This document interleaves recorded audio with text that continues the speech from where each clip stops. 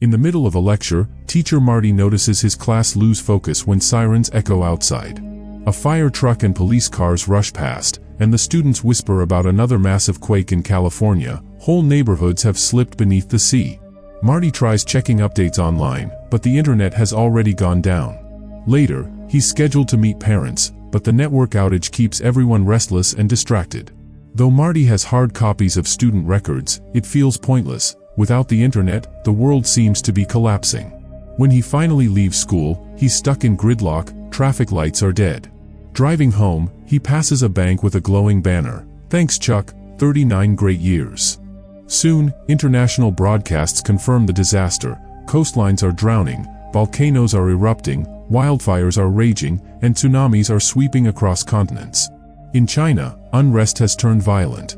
Meanwhile, Marty's ex-wife Felicia, a nurse, feels her spirit breaking.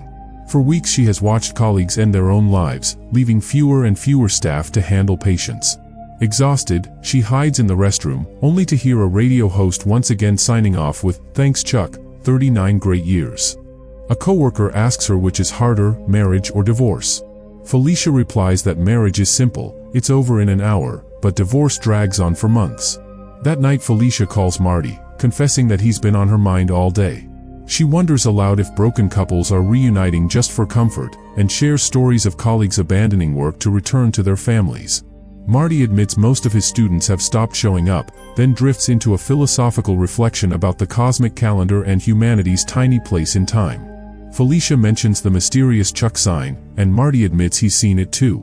They puzzle over why anyone would run ads while the world collapses. Neither knows who Chuck is.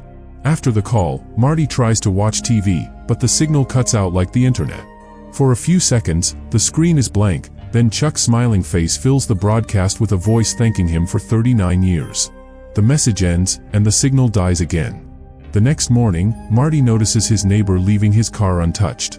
The man explains he had to walk miles because a giant sinkhole split the road, swallowing vehicles and dividing the city. Other streets are clogged, so Marty realizes he won't reach school until noon. More neighbors return home, explaining that their jobs and cars vanished into the sinkhole too. Marty meets a friend of Felicia's who worked at the bank and asks about the Chuck message, but she knows nothing. The street is filled with hollow-eyed people, and Marty's neighbor remarks that society has gone through grief stages, first denial, then riots, then waves of suicide. Now resignation. Their talk is cut short when a plane scrawls, "Thanks Chuck," across the sky. On her way to work, Felicia walks past walls layered in graffiti, every tag dedicated to Chuck. When she finally reaches the hospital, she finds the halls empty. Not a single doctor, nurse, or patient remains. Yet inside the hospital, the monitors still beep in unison, each screen showing the exact same heart rhythm even though every bed is empty. It's as if the machines are all connected to a single unseen source. Hours later, Marty grows restless when the TV continues to show nothing but static, and when he tries calling Felicia, he discovers that phone lines have gone down too. With no other option, he sets out across town to find her. The streets are scattered with deserted cars. On a bench, Marty spots Sam and asks if he knows who Chuck is. Sam admits he's been asking around too, but nobody has an answer. Since they're heading the same way, they decide to walk together. Their conversation drifts into deeper thoughts about how much time people actually get in a lifetime. But Sam's aching joints force him to rest, so he settles on a bench to watch the sunset while Marty continues on. By evening, Marty reaches Felicia's neighborhood, where he runs into Iris, a teenager who remembers Felicia as the kind woman who always gave cookies to the kids. Suddenly, the power cuts out across the entire block. Marty warns Iris to head home for safety, but then glowing Chuck ads light up across every window, making the empty houses look like hollow-eyed specters. Panicked, Marty runs until he finally finds Felicia, and they hold each other tightly. He points out the ad, but she's just as confused. She saw it appear in her home too. Elsewhere, a frail 39-year-old man named Chuck lies in bed, tethered to a monitor that beats at the exact same rate Marty once saw in the hospital. His wife Ginny and son Brian stay close, tears streaming as they realize his final moments are near. Meanwhile, Marty and Felicia retreat to her backyard, where the blackout reveals a dazzling night sky. Together they hold hands and trace constellations, but suddenly one star vanishes, then another. Mars winks out of existence, followed by the rest of the heavens, each light going dark. At that same moment, Ginny and Brian whisper their final thanks to Chuck for 39 precious years as his breath fades. Marty turns to confess his love to Felicia, but before the words can fully leave his mouth, everything is consumed by blackness. 9 months earlier, Taylor worked at a small record shop, though her true passion was drumming on city corners for passing crowds. Some days strangers dropped coins in her case, though it was rare. On that same day, Janice was heading home, frustrated after her boyfriend broke up with her over text. Though she worked in a bookstore, she secretly longed for her old life as a dancer, when she still felt like her dreams mattered.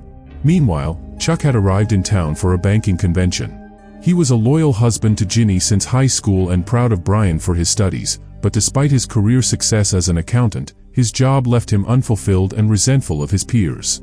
As Chuck walked past with his usual stern look, Taylor struck up an upbeat rhythm on her drums, hoping to lighten the street's mood. To her surprise, Chuck stopped in front of her, hesitated, and then began moving to the beat. His awkward dance drew smiles, and soon a crowd gathered. Among them was Janice, who felt a spark of joy for the first time in months.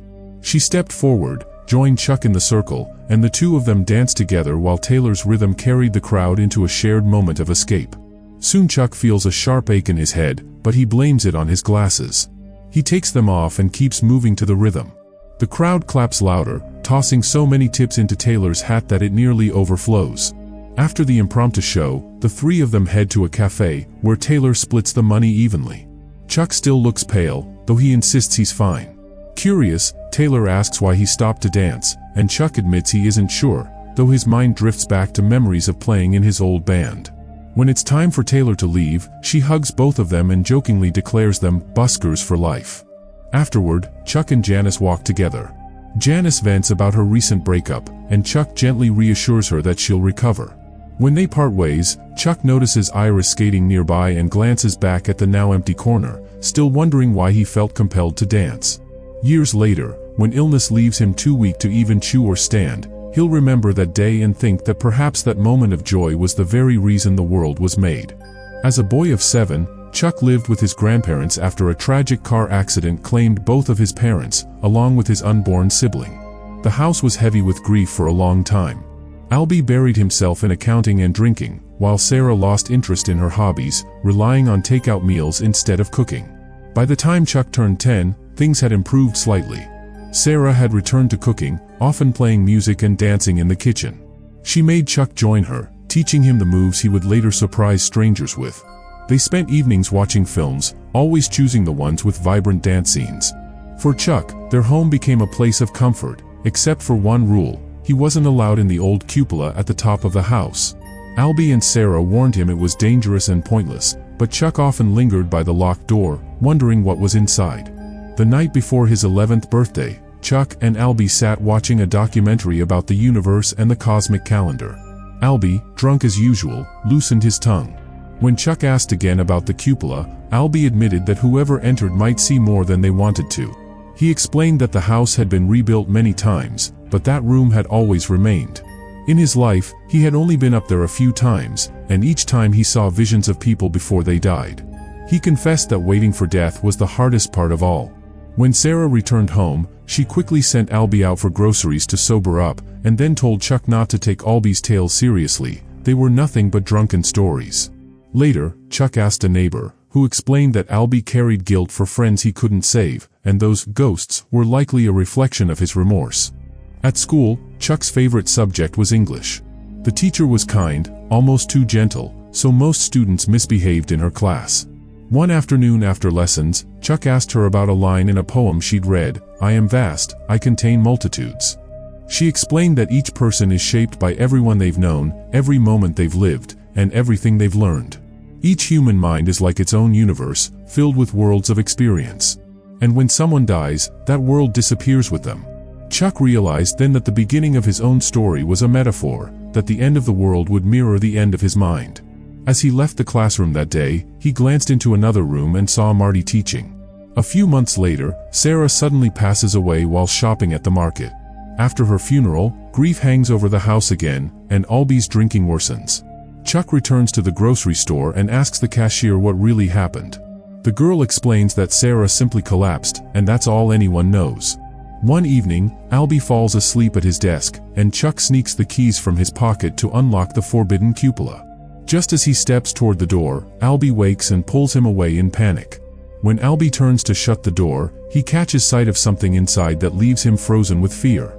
His hands shake as he forces the door shut, and when he notices Chuck crying, he holds him tight, apologizing but refusing to say what he saw. At school, Chuck learns there's a dance club and decides to join in honor of Sarah. The teacher is thrilled to have another boy in the group, since most members are girls, and she trains them with a new style of music each week. Chuck is paired with Kat, the best dancer in the class, and soon he develops a crush on her. He shows off the steps Sarah once taught him, impressing not just Kat but the entire group. Although Kat already has a boyfriend, she still agrees to perform with Chuck at the school's fall dance. The teacher even gifts him new shoes to make him more comfortable on stage, and for the first time Chuck imagines dance could be a real career. But at home, Albie insists on teaching him math, reminding him that numbers shape the world, from accounting to the rhythm of music itself. To Albie, people's entire lives can be read in numbers. On the night of the dance, Chuck loses his nerve. He tells Kat his leg hurts and refuses to go on stage. His teacher overhears and tells him that if he doesn't want to dance anymore, that's fine, but he should at least be honest with Kat. Stepping outside, Chuck stares at the stars until he calms himself. When he returns, he asks Kat to dance after all. Together they perform flawlessly, and the crowd cheers them on. At the end, Kat kisses his cheek, much to her boyfriend's annoyance. 6 months before Chuck's death, he finally tells Ginny how he got the scar on his hand. That night after the school dance, young Chuck had gone to the football field, moving under the stars in pure joy. Lost in the rhythm, he struck his hand against the fence. Ginny doesn't understand why he lied about it for so long, and Chuck admits he doesn't either. 5 years later, Albie dies from a sudden heart attack while teenage Chuck is away playing music with his friends. Mortician Sam tells Chuck that Albie had already prepaid for his own funeral, as if he knew the day would come. This makes Chuck wonder if that's what he had glimpsed in the cupula. With Albie gone, Chuck inherits the house and decides to stay, later joined by his maternal grandparents until he leaves for college.